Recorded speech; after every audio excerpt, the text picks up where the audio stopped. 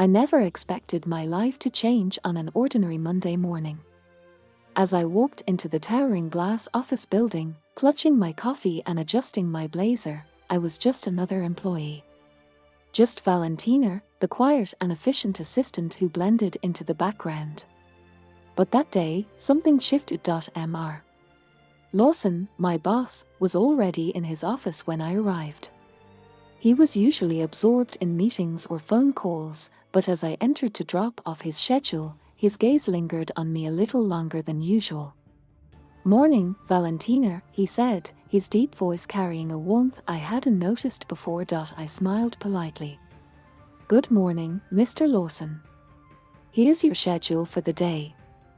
I've arranged everything as you requested." He nodded, but instead of immediately turning to his computer, he leaned back in his chair, studying me. "You've been working here for a while now, haven't you?" "Almost 3 years," I said, surprised by the sudden shift in conversation.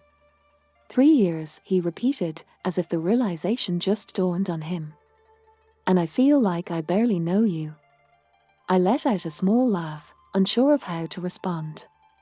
"I guess I like to stay behind the scenes." "Well, maybe it's time I changed that," he said with a smile. "How about lunch today? Just to catch up." I hesitated, my heart pounding in my chest. Was this an invitation beyond professional boundaries? Or was I reading too much into it? "Sure," I finally replied, my voice steady but my mind racing. Chapter 2, Unspoken Words. Lunch with Mr. Lawson was different. I'd always seen him as the untouchable CEO, commanding and authoritative, but in the cozy corner of a quiet cafe, he was just a man. He asked about my family, my dreams, and listened intently, making me feel seen in a way I hadn't in a long time. "You have an incredible work ethic, Valentina," he said, stirring his coffee. "But I get the sense there's more you want from life." I looked at him, surprised. "I love what I do," I said carefully. "But sometimes I do wonder if there's more." He smiled, his eyes soft. "I think we all do." As the conversation deepened, I found myself relaxing, sharing parts of myself I usually kept guarded. And with every word, the tension between us grew. It wasn't forced or uncomfortable, but rather an undeniable awareness, an electricity simmering beneath the surface. In the following weeks, that lunch became a turning point. We found excuses to stay late, lingering in hallways, exchanging quiet laughter in between meetings. There were moments where his hand would brush against mine, or our gazes would lock a second too long. One evening, as I stood in his office reviewing reports, he stepped closer. "Valentina," he murmured, his voice low. "Tell me if I'm crossing a line." I met his gaze, my heart racing.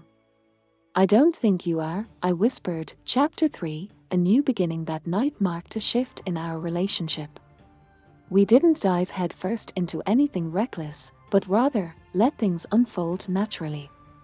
Dinners turned into long walks, conversations stretched into the early hours of the morning, and soon, I realized just how much he had come to mean to me. "Is this crazy?" I asked one night, sitting on a park bench beside him, our fingers intertwined. He chuckled, looking up at the city skyline. "Maybe. But sometimes the best things in life are." Despite the undeniable connection between us, we were careful. We kept things professional at work, mindful of the fine line we were walking. And yet, there was an unspoken understanding, a mutual respect that made everything feel right. One evening, as we shared a quiet moment in his office, he reached for my hand. "No matter what happens, Valentina, I want you to know how much I admire you. Not just for your work, but for who you are." I smiled, feeling a sense of peace wash over me. "And I admire you too." As I walked out of his office that night, I realized something profound.